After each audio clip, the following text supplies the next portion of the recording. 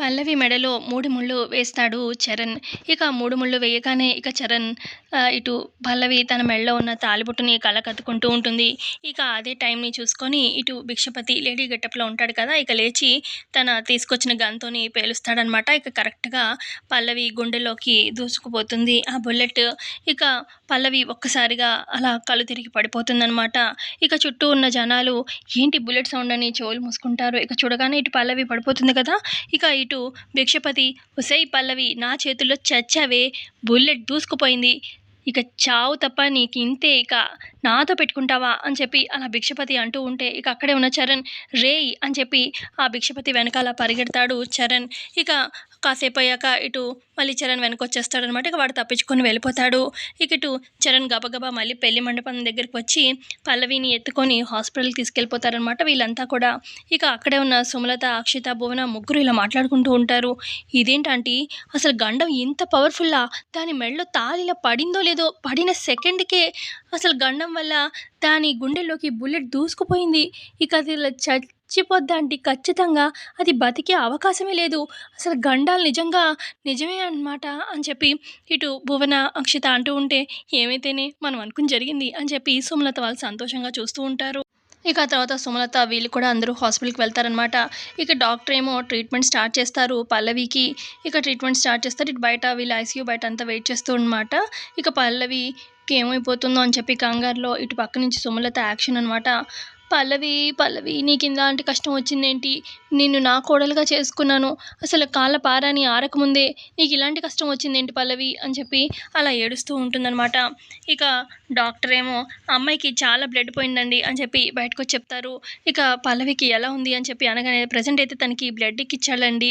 తనది same blood group ఎవరిదైనా ఉందా అని చెప్పి డాక్టర్ అడగడంతోని గుండమ్మ నీది తనది ఒకటే బ్లడ్ గ్రూప్ కదా అనగానే అవునండి పదండి నేను బ్లడ్ ఇస్తాను నా కూతురికి అని చెప్పి గుండమ్మ లోపలికి వెళ్తుందనమాట బ్లడ్ ఇవ్వడానికి. ఇటు పక్క నుండి అక్షిత చూస్తూ ఉంటుంది కదా! ఇక తన మనసులో ఇలా అనుకుంటుంది. సేమ్ బ్లడ్ గ్రూప్ ఏంటి?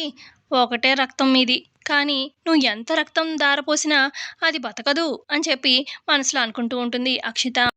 అయితే ఇటు పక్క గుండమ్మ బ్లడ్ ఇవ్వడానికి డొనేట్ చేయడానికి వెళ్తుంది కదా! ఇక బ్లడ్ డొనేట్ చేసి గుండమ్మ బయటకు వచ్చేస్తుంది. ఇక కాసేపయ్యాక డాక్టర్ కూడా వస్తారు. ఎలా ఉందమ్మా నా మనవరాలికి అని చెప్పి బామ్మ అడుగుతూ ఉంటుంది ఆత్రంగా. ఇక డాక్టర్ చెప్తారు మేమైతే మా ప్రయత్నం చేస్తున్నాము. అసలు తన పరిస్థితి ఎలా ఉందో అసలు నేనే చెప్పలేకపోతున్నాను. ఎందుకంటే బుల్లెట్ కరెక్ట్‌గా హార్ట్‌కి పక్కలో టచ్ అయింది. సో తను 95% బ్రతికే ఛాన్స్ అయితే లేదండి. ఇక మా ప్రయత్నం మేము చేస్తున్నాము అని చెప్పి అక్కడి నుంచి డాక్టర్ వెళ్ళిపోతారు.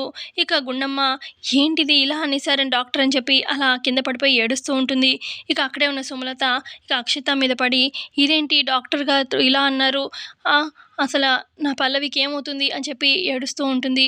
ఇక అప్పుడు అక్షిత ఏం పర్లేదు ఆంటీ పల్లవికి ఏం కాదు అని చెప్పి ధైర్యం చెప్తూ ఉంటే ఇక ఏడుస్తున్న సుమలత అదేంటి ఏమి కాదంటావేంటి? ఈ ఈ టైంలోనే దానికి ఏదో ఒకటయ్యి అది చస్తే బావుండు. అందుకే కదా నేను ఎలా ఏడుస్తున్నాను? బాగానే ఏడుస్తున్నానా? యాక్షన్ చేస్తున్నానా? అని చెప్పి అలా మెల్లగా అడుగుతూ ఉంటుంది సుమలత. ఇక పక్కనే ఉన్న భువన ఆంటీ ఆస్కార్ అవార్డ్ మీకే ఆంటీ అని చెప్పి అలా ముగ్గురు నవ్వుకుంటూ ఏడుస్తున్నట్టు మళ్ళీ పైనుంచి ఇలా యాక్షన్ చేస్తూ ఉంటారనమాట.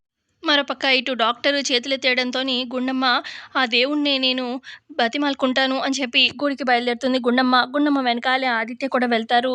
ఇక అక్కడే కూర్చొని ఇక విసుగు పుట్టి ఇటు చరణ్ ఏమో ఇంటికి వెళ్దామన్నట్టుగా పక్కకు వస్తూ ఉంటాడనమాట. ఇక బామ్మ చరణ్ వెనకాలే వచ్చి రేయ్ చరణ్ ఎక్కడికి వెళ్తున్నావురా అని చెప్పి అనగానే అప్పుడు చరణ్ ఏం చేయమంటావు బామ్మ ఇక్కడుండి? నేనుంటే మాత్రం ఆ పల్లవి బతుకుతుందా ఏంటి? డాక్టర్ కూడా 95% అనే చెప్పారు కదా! నేనుంటే ఏంటి లేకపోతే ఏంటి? నాకు విసుగ్గా ఉంది. నేను వెళ్తాను ఇంటికి అని చెప్పి చరణ్ అంటూ ఉంటే అదేంటి దాన్ని అలా ఒక్కదాన్ని వదిలేసి వెళ్ళిపోతావా ఏంటి? అదేమైనా అనాథ అనుకుంటున్నావా? అని చెప్పి బామ్మ అంటుంది. అప్పుడు చరణ్ అయినా మీరంతా ఉన్నారు కదా! అది అనాథ ఎందుకవుతుంది? నేనుండి మాత్రం ఉపయోగం ఏముంది? నేనేమన్నా బ్రతికిస్తానా ఏంటి? డాక్టర్లు కదా ఏమైనా చేయాల్సొస్తే చేసేది అని చెప్పి అలా చరణ్ అనగానే అప్పుడు బామ్మ అసల ఏం మాట్లాడుతున్నావురా? దానికి ఏమైతే ఏంటన్నట్టున్నావేంటి? ఆ! ఇప్పుడది నీ భార్య అని చెప్పి అంటుంది బామ్మ. భార్య అవును మరి. నేను ఇష్టపడి మరీ ప్రేమించి పెళ్లి చేసుకున్నాను కదా! భార్య. నన్ను అంటకట్టి కట్టారు. నా అటు అమ్మ, ఇటు నువ్వు, అటు గుండమ్మ గారు, నేను పెళ్లి చేసుకునేదాకా దాని మెడలో తాళి పడేదాకా నా వెనకాల పడ్డారు. ఆ! ఇప్పుడు భార్య అని చెప్పి పైనుంచి ఒక పేరు, దానికేమైతే నాకేంటి అని చెప్పి చరణ్ అంటాడు. అప్పుడిక బామ్మ ఫ్రస్ట్రేషన్‌తోని "అసలు ఏం మాట్లాడుతున్నావురా? నేను నిన్ను ఈ చేతులతో పెంచాను. నా మనవడికి మానవత్వం ఉంది అని చెప్పి అనుకునేదాన్ని. కానీ నిన్ను ఈ క్షణం చూస్తుంటే అసలు నీకు మానవత్వం అంటూ లేదు అని అనిపిస్తుంది. ఇంత దారుణంగా ఎలా తయారయ్యావురా? అసలు పల్లవి నీ కోసం ఎంత చేసింది? ఆ! అసలు నువ్వు మ్యూజిక్ ఫీల్డ్‌లో నిలబడడానికి కారణం ఎవరు? హ్మ్. చిన్నప్పుడు నువ్వు బామ్మ దగ్గరే పెరుగుతానంటే మీ అమ్మ వాళ్ళు నా దగ్గర వదిలిపెట్టారు. నిన్ను నేను పెంచాను. ఈ చేతులతో పెంచాను. హ్మ్. కానీ నువ్వు ఒక గోల్ పెట్టుకున్నావు నీ లైఫ్‌లో మ్యూజిక్ ఫీల్డ్‌లో ఎదగాలి అని చెప్పి. నేనేమన్నా అంత ఇదిగా సపోర్ట్ చేయగలిగేదాన్నా పల్లవిలాగా? ఆ! కానీ పల్లవి నువ్వు ఏది కోరుకుంటే అది జరగాలి అని చెప్పి తను నీ వెనకాలుండి చేసింది. తను ఎన్ని సార్లు నీ సపోర్ట్ నువ్వు తీసుకున్నావు తన సపోర్టు? నీకు గుర్తులేదా? ఎంత ఇదిగా తను తాపత్రయపడింది నువ్వు గెలవాలని చెప్పి ప్రతీదీ. ఆ! నువ్వు ఈరోజు నించుంటావంటే ఈ స్థాయిలో పల్లవి వల్లే. అయినా కూడా దానికి ఏమైతే ఏంటిలే అన్నట్టు ఊరుకున్నావు. ఆ! అలాంటి మనసుతో నిన్ను చూస్తుంటే ఇప్పుడు రేపు నాకేదైనా కూడా నువ్వు ఇంతేగా అనగానే, "అదేంటి బామ్మ అలా అంటావు? నువ్వు బయట దానివా ఏంటి? నువ్వు నా నానమ్మవి పెంచావు" అని చెప్పి చరణ్ అనగానే, "ఆ! పెంచాను. నీకు ఈ నానమ్మ వల్ల కూడా ఏ ఉపయోగం లేదు కదా! నేను చేస్తే ఏముందిలే. అయినా పల్లవిని చేసుకోవడం నీకెటూ ఇష్టం లేదు. అది అందుకే తెలిసిందే. ఆ దేవుడికి కూడా పల్లవిని బ్రతికించడం ఇష్టం లేదనుకుంటా. నీ నువ్వు కట్టావు 3 ముళ్ళు. నువ్వు తెంచకుండానే ఆ దేవుడే దాన్ని తీసుకెళ్ళిపోతున్నాడు. రేపు నేను చచ్చినా కూడా రాకురా! వెళ్ళిపో అని చెప్పి అక్కడి నుంచి బామ్మ కోపంతో వెళ్ళిపోతుంది. ఇక చరణ్ వెళ్ళకుండా మళ్ళీ వెనక్కొస్తాడనమాట. మరోపక్క గుండమ్మ గుడికి బయలుదేరుతుంది. ఇక గుడికి వెళ్ళి ఆ దేవుడిని అక్కడున్న శివయ్యని ప్రశ్నిస్తూ ఉంటుంది. "అసలు నువ్వు మనిషివా? రాయవా? ఆ! అసలు నిన్ను ఎంత ఇదిగా పూజించాను. 20 ఏళ్ల క్రితం కళ్ళు కూడా తెరవలేదు. నా పాప తప్పిపోయింది. 20 ఏళ్లుగా వస్తుంది. నువ్వు కాపాడుతావు అన్న ఇదిలో నేను బ్రతుకుతూనే ఉన్నాను. కన్నీరు కార్చని రోజే లేదు. వెతకని రోజే లేదు. కానీ నువ్వు నా కూతుర్ని నా దగ్గరికి చేర్చలేదు. కానీ పల్లవి ఏ రోజైతే నా దగ్గరికి చేరిందో తనని చూస్తే నా కూతురులాగే ఫీలింగ్ కలిగింది. తను నా కూతురే అనుకోని ఈరోజు మేమిద్దరం కన్యాదానం కూడా చేశాము. నేను నా భర్త. ఇంత మంచి అవకాశం ఇచ్చినందుకు చాలా నేను సంతోషించాను. కానీ ఆ సంతోషం ఎక్కువ రోజులు ఉండనీయలేదు. తన మెడలో తాళి పడిందో లేదో ఇలా చేశావు. అసలు పూర్వజన్మలో చేసిన పాపాలకి నువ్వు ఈ జన్మలో శిక్ష వేస్తున్నావు అనడం కాదు. అసలు ఏదన్నా ఉంటే నువ్వు నన్ను తీసుకెళ్ళాలి కానీ పల్లవి వైపు ఎందుకు? తను ఏం చేసింది పాపం? ఎందుకు ఇలాంటి నిర్ణయం తీసుకున్నావు? పల్లవికి ఏమైనా అయితే మాత్రం నేనసలు ఊరుకునేలేదు. నాకు సమాధానం చెప్పాల్సిందే అని చెప్పి ఇక గుడి గంటలు మోగిస్తూనే ఉంటుంది. ఇక అక్కడికి ఆదిత్య వచ్చి, "ఏంటి గుండమ్మ? ఏంటి నువ్వు చేసేది? అక్కడ ఉన్న దేవుడికి మనసంటూ లేదు గుండమ్మ. అందుకే మన కూతురికి ఇంత పెద్ద శిక్ష ఇచ్చాడు" అని చెప్పి ఇద్దరు అలా మాట్లాడుతూ ఉంటే ఈ లోపల పంతులు గారు వస్తారు. "ఏంటి మీరు ఆ దేవుడిని నిందిస్తున్నారు" అనగానే, "నిందించక అసలు ఎంత ఇదిగా పూజించాను ఆ దేవుడిని. దేవుడు ఈరోజు నాకు సమాధానం చెప్పాల్సిందే.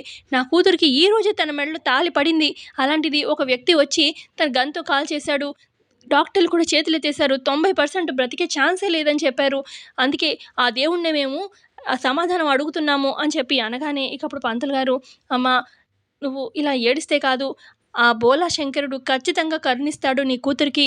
కానీ మీరు అత్యంత నిష్ఠతోని మనసా మీరు ఆ దేవుడిని ప్రార్థిస్తూ మృత్యుంజయ హోమం జరిపిస్తే ఖచ్చితంగా ఆ దేవుడు నీ మొర ఆలకిస్తాడు. ఖచ్చితంగా నీ కూతుర్ని బ్రతికిస్తాడమ్మా" అని చెప్పి పంతులు గారు చెప్పడంతోని, "సరే పంతులు గారు మీరు చెప్పినట్టే మృత్యుంజయ హోమం జరిపిస్తాను" అని చెప్పి గుండమ్మ చెప్తూ ఉంటుంది పంతులు గారికి. సరే అని చెప్పి ఇక్కడి నుంచి ఆదిత్య కూడా చెప్తూ ఉంటారు. సో ఇంతే అండి ఇవాల్టి ఎపిసోడ్‌లో జరిగింది. ఎపిసోడ్ నచ్చితే ఖచ్చితంగా లైక్ చేయండి. Thanks for watching.